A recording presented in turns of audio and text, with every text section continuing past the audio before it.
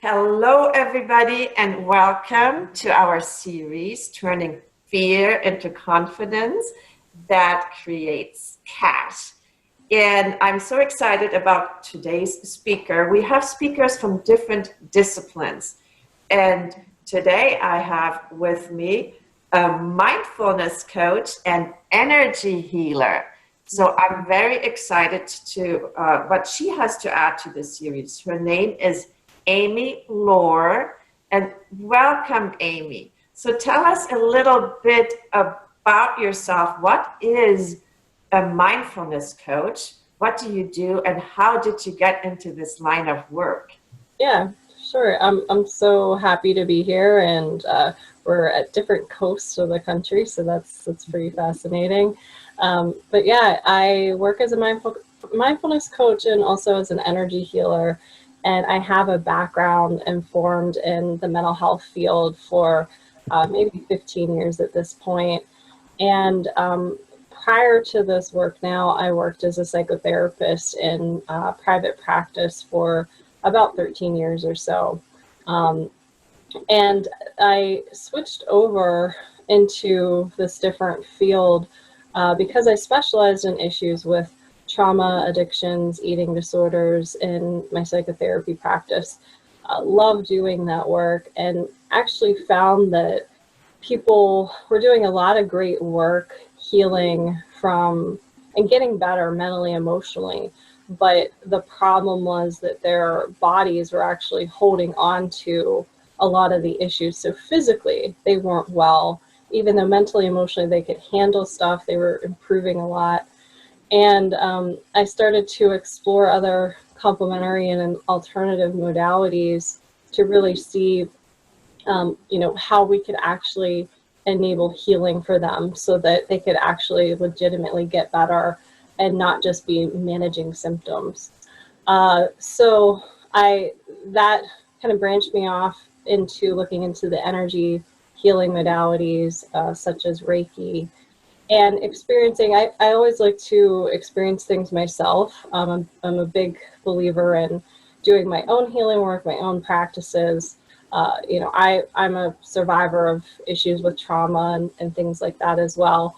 So, a lot of it was seeing as well that I was improving mentally, emotionally in my own healing work, and having the same issue. My body physically was not getting well. I had a lot of chronic issues, asthma, allergies, chronic pain. So I explored naturopathic medicine, acupuncture, energy healing, with complete skepticism, thinking none of this was going to work. But I had, it's something I didn't try. So I was at least open-minded enough to try it, and it worked. And I experienced a lot of healing and learning how to get in better relationship with my body, better understanding with my body. And not just trusting other people and what they would say would make me better, actually learning how to listen more to myself and respect my body better and improve that relationship. I teach people a lot about improving a relationship with themselves. And so I found a lot of great success with receiving Reiki and energy work and got trained in that. Found a good teacher that over 8 to 10 months was getting training in that, and started integrating that into my psychotherapy practice and my work with clients, because it was obvious to me that as I experienced energy work, actually getting to the root issues in my body and enabling me to further and more deeply process stuff, and actually see that my body was letting stuff go and the physical issues were gone. It was a no-brainer to bring that to my clients and facilitate that for them. And I saw huge improvements. They would come in for one energy healing session and their issues were gone. And we'd look at what they needed to continue to work on and deal with on their own, so that they had skill sets to keep those issues from coming back or continue the work on their own. And that was really the mindfulness piece. Mm. I started to realize that there were a lot of limitations to psychotherapy, that it would get to the levels, the mental and emotional levels that people need, that are necessary, that are important. But to get to some of the more spiritual levels or the physical levels, that's where it had a lot of limitations. So I really kind of had this complete shift, an existential crisis, really, in my understanding with my field and my practice and my profession, and what do I do now? I really want, this is powerful, this is important. So I kind of went back and forth for a while trying to integrate these modalities with psychotherapy, and found that at some point I just needed to let psychotherapy go. I wasn't fully just practicing that. I was doing more spiritual counseling. I was doing more, healing work that just isn't psychotherapy. So I made that full shift about a year and a half ago, and I asked myself the question, what are the core things I'm trying to support my clients in experiencing and leaving from the session? Well, one is I really want to get to the root issues. I don't want to just treat symptoms and look at symptoms. I want to see, here's the root cause. I want to address that healing in any way that I can. And I want to empower them with the skills so that they know how to do this work themselves and they're not dependent on me. That they can actually leave the office, practice these skills, go on their way, and they don't need me. So that's where the mindfulness coaching piece was, recognizing in all of my years of practice, the core skills that I was really teaching people was how to be more present, how to be more aware, how to be compassionate in the things that they were noticing, how to deepen intimacy with their own body and their own self. And all of that transforms their relationships around them in the workplace, and their purpose and their goals in life, in their intimate relationships, in their family or their community or their business ideas. The core is coming back to yourself. So I'll pause there. I know I get so Yes. far. No, that's beautiful. Thank you so much. So the world needs healing right now. Yeah, The absolutely. world needs people like you right now. So I'm very excited about this. So right now there are a lot of people experiencing fear, right? Fear, uncertainty, and then there's a lot of unrest. So there's a lot of anger out there too.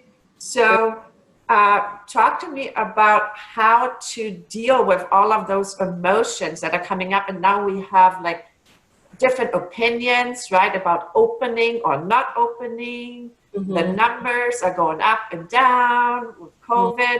So how would you how would you suggest we deal with these times right now and get out of these lower level emotions? Yeah, so if you don't have much of a practice in dealing with your emotional experience, it's really a perfect time when the emotion, and it's unavoidable. It's really a blessing in that way. So first, looking at it that way, that the fact that you are more emotional is you're immediately confronted with these aspects of yourself that are more reactive and survivalist. So that's a blessing to see, okay, one, this is still an issue in me. And if I don't look at this and I don't correct this and I do something different, this is going to be destructive as there continues to be more stress. So it's looking at the blessing in that. It's also taking personal accountability. You are responsible for how you're behaving and how you're feeling and how you react from that place, not for anybody else. And if each of us as individuals looks at that and takes accountability and personal responsibility, we will dramatically improve the state of our world just in taking that personal responsibility. So, and then it's, what do you do when you can say, okay, this is an issue in me. I'm angry. I'm scared. This isn't somebody else's problem or fault and projecting onto all these circumstances and blaming and posting on Facebook and doing all of that. That just, that's aggravating that reactive state. So coming back to yourself is the first thing, and taking personal responsibility, and not approaching that personal reflection from a place of shame. Because the next thing is that we can do when we recognize, all right, actually, I'm kind of the problem here with these emotions and these reactions. We can feel a lot of shame and guilt, and then it's just a spiral that shame becomes a distraction again from taking personal responsibility. So that's always your root. What do I need to take a responsibility for in me? And therefore, what do I need to take action with? So plenty of these circumstances are pulling up old wounds and traumas, unresolved issues, generational trauma. You better believe it that people are dealing with, your ancestors that dealt with famines and, depression, the Great Depression, recessions, quarantines. That's getting pulled up. We know with epigenetics that I think we've proven that we can be born with trauma, with PTSD, from traumas that occurred at least 3 generations back.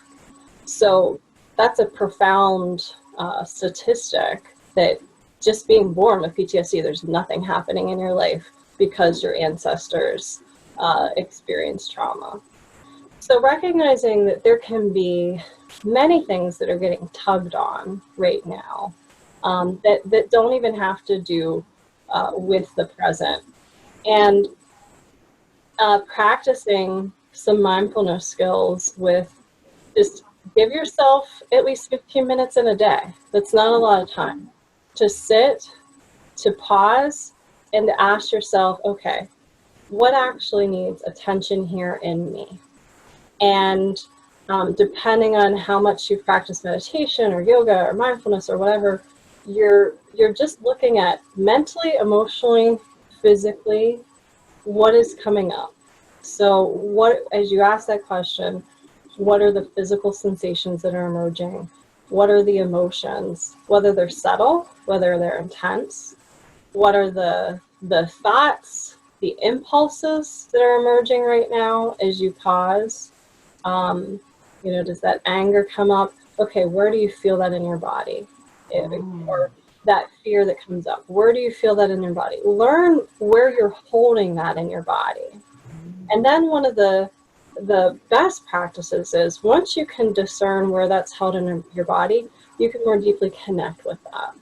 So, for instance, maybe you become aware that you hold your fear and anxiety. And let me pause there for a second. When I say hold that in the body, we have to understand that emotions are physical. All of our emotions have a physicality to them. We experience them physically. If I'm sad, maybe I feel it in my face, or a heavy chest, or feel it as the tears kind of behind my eyes. Or if I experience shock, there's kind of a frozen state. They're all physical. But when we're in such a survival state as we are now, we disconnect from that. We lose the awareness, and we lose the presence of mind, the presence with our body of those sensations. So that 15-minute pause is about coming home to that, coming home to yourself, coming home in awareness and embodied presence with those experiences. So you're improving awareness, you're improving presence, and you're directing your attention. So, for instance, if fear is, you become aware that it's held in your chest, then you can guide your attention simply by placing your hand on your chest, with the hand being your intention to extend some awareness and some compassion to what you're feeling. I love that. That's a really good idea. Yeah, so it's okay, you mentally become aware that that fear is in your chest. You place your hand there with the intention of extending care, extending compassion, and you can just silently say to yourself, I see you, fear, I see you, I hear you, I'm with you. Mm, And then I you love that. take some deep breaths, you just breathe through that. And a lot of times what happens is, this might be the first time you're truly intimately acknowledging your own inner experience. And greater than that, you're acknowledging it, you're expanding your awareness, and you're extending care to yourself. Which for the most part, that's all that our emotions are looking for. They're looking for attention and for care, you know? And and and guess what? You're the only one that can give your emotional self that attention and that care. It doesn't matter if somebody else gives that. It's really, you're the one that you got to extend that to yourself. And that's the personal accountability. When we have these emotional experiences and we're reactive, our personal responsibility, our adult responsibility, and our emotional maturity is to take responsibility, to extend that care to ourselves so we can then settle and relax and get more grounded and have our mind then, have the reasoning part of our mind accessible from that calm state to actually respond in our life. Because the next question is, after we do that whole practice, it's, okay, what do I need to respond to here? And we pose that question to ourselves. Do I need to do more of this? Is there some trauma memory coming up with this I need to look at? Is this an emotional response I need? Is this a mental response that, my mind is just spinning all these stories and these belief systems? Is this a physical response? I need to physically do something in the world and take action. I'm avoiding things in my life. Is this a spiritual response where I'm really disconnected from my purpose, who I am, why I'm here, and I need to investigate that? We can then deepen that inventory and that assessment and start to take action with those things. But we need to do that from a settled emotional place. And once we do that, we're good, because we're generally, smart people, intelligent. We can be reasonable, we can problem solve, but you're not going to do that if you're in that emotionality of things. You need to learn how to center and ground, and you need to learn how to take care of yourself emotionally. So that is beautiful. So let me just summarize it really quick so far, because you are a wealth of information. So what I heard you say so far is, don't react, right? Respond. Take 15 minutes to yourself, right? Pause, right? And then typically emotions that are coming up, they get stuck in our body, right?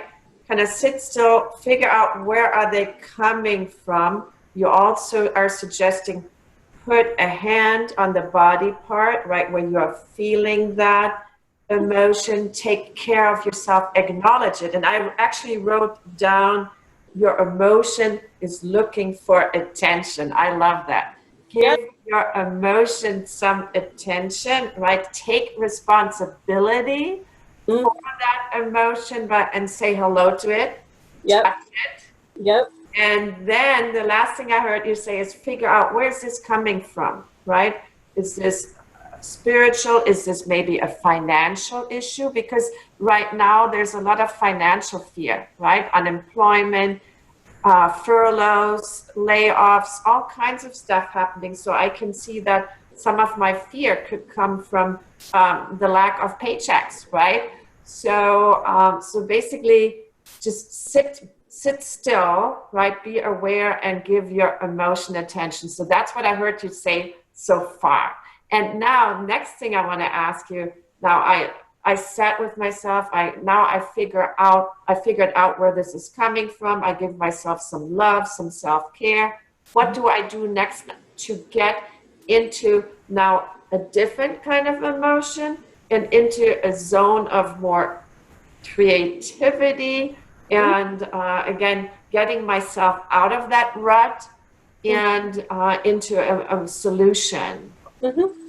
Yeah. So, you know, I love that you teased out that statement about the emotions are looking for attention, because if you see much of your inner experience, your emotional experience, or even your physical experience, it's kind of like all these young children pleading for attention and throwing tantrums and surviving and all of that stuff, that the moment you do actually give them attention, they can then, those aspects of you can emerge with the creativity that they have. You know, we're really looking to tap into our young inner child, if you will, to be really kind of cheesy, to tap into some of that creativity, that playfulness. You know, creativity is playfulness, is freedom, is just, you know, wandering around thinking, seeing the magic in the world, the beauty in the world, and having fun and being playful. So we can't do that if we're scared. You know, That makes sense. we're not going to do that. We're going to think very rational minded, which is useful, is important. We don't want to lose that. We want to keep that there, but also recognize when you need to just play and get creative and tap into that joy again. So another thing that you can do is another mindfulness practice of just simply asking yourself, you know, to connect with your own creativity. So it's kind of like you're calling on that part of yourself. And you know, this is more of a spiritual practice, if you will. But if you recognize our personalities and our inner resources and skills are really dynamic and diverse, and there's a lot there that we've carried throughout our life and our experience. But what tends to happen when there's trauma or stress, we can suppress and push down even our greatest resource that is needed in the current catastrophic situation. So we're also not just looking at what are some of the distressing emotions and or unlikable aspects of ourselves. We're also looking at, okay, what are some of the useful parts of ourselves, and how do we reach that? You know, we, all of us as human beings, being intricately woven in nature, you know, we are part of nature, which means we are part of that creativity process that is always happening. So being able to expand your awareness to, I am creative. I am these things, and look at, you know, shift your perception and your view to where you have been that. And, you know, a lot of times this also taps into where we might be blocked spiritually. And by spiritually, I don't mean religion. I mean very much so our sense of purpose, our sense of drive, our why. You know, this is why I do this in life, whatever this is. This is what I'm striving for. And a big issue right now is the why is being challenged for everybody. And honestly, it's needed to be challenged for everybody. This is not a bad thing, even though it's extremely stressful. It can, you know, even be extremely traumatic for some people.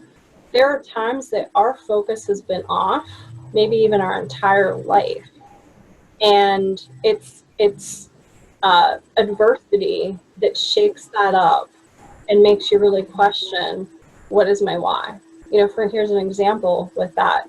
Many people doing their work from home, being forced to work virtually, and being forced to spend time with family.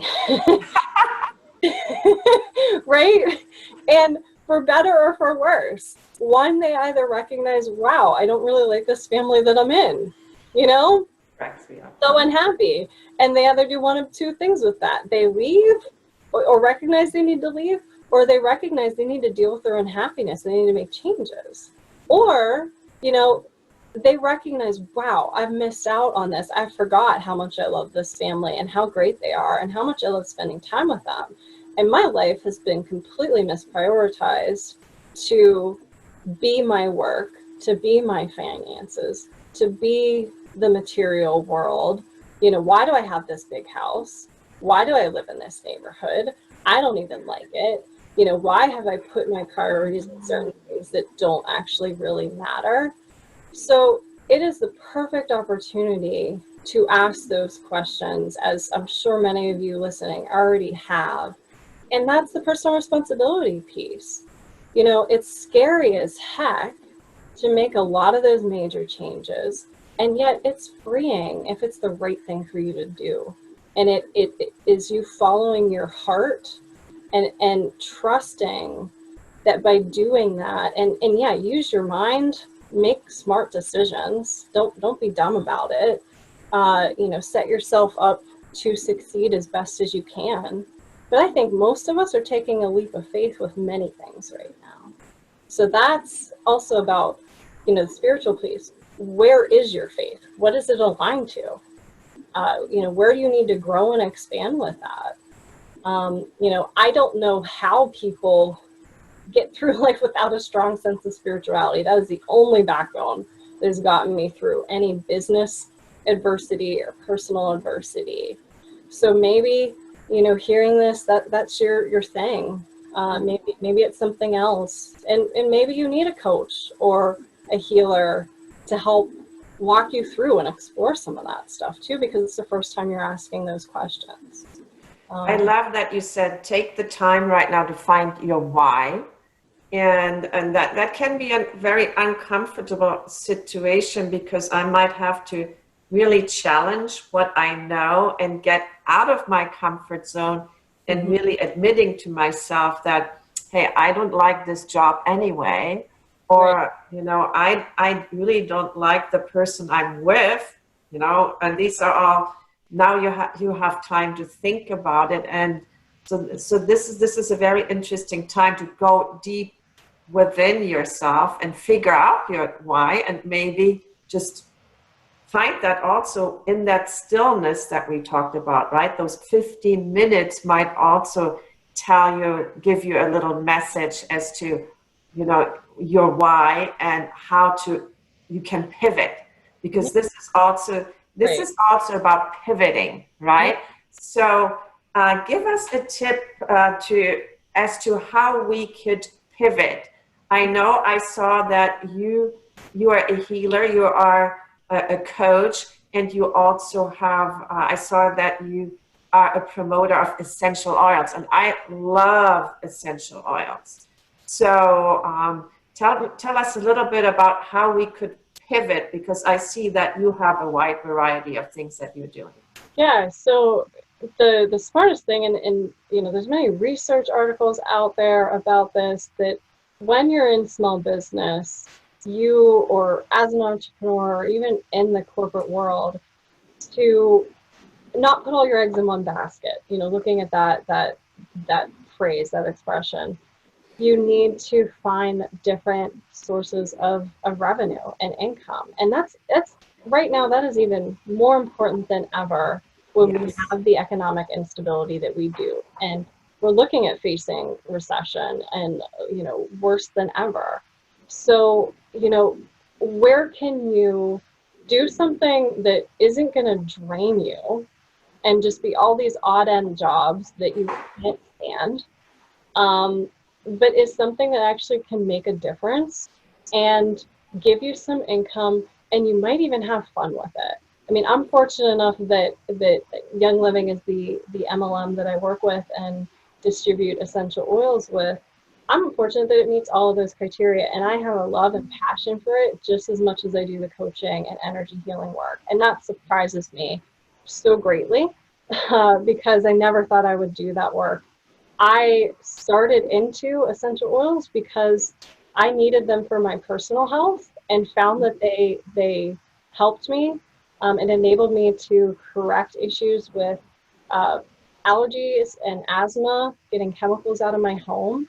Um, I've learned so much about how we are really sick and unwell because of chemicals in our home, because of air pollutants and water pollution. And through working with this company, I can do a lot of classes, I can do a lot of education, I reach a lot of people, I'm talking to people throughout the world. I'm expanding my network, which not only serves me for that business, but it serves me for my other businesses as well. So, you know, the biggest thing in any business is your network, your connections, that you're getting yourself out there, that you have people that believe in you, believe in what you're doing, they've seen results, and they spread the word. You know, that's golden in the industry. Um, so yeah, you know, being able, there's a book called Go Pro by Eric, might get his last name wrong, Eric Worre. It's Worre, and Mm-hmm. he's the economist, and he basically speaks about how MLMs are the future and how they're such an important investment for everybody, for your retirement, for your having a passive income stream. And he talks about how to actually find a good MLM. You know, you want one that's been around for a long time. Um, and you know, that's why I went with Young Living. They've been around for 25 years, and Mm-hmm. they're successful. They're the leader in the essential oils industry, and they have good products. Company has good products, things that you use, things that change your life, because you can't talk to anybody about them and, you know, get other people to be interested in them if you're not passionate about it too. So that's beautiful. So you are suggesting that people that are sitting at home, they might have gotten laid off, that to look into an MLM. And what I think is important too, when I look at a company, that that company is aligned with my values, Absolutely. right? So going back to the 15 minutes, right? I think what I personally would love to do also is for people to tune into their values, right? And then making sure that whatever company that they are aligning themselves with, that that company is reflecting those values that you have.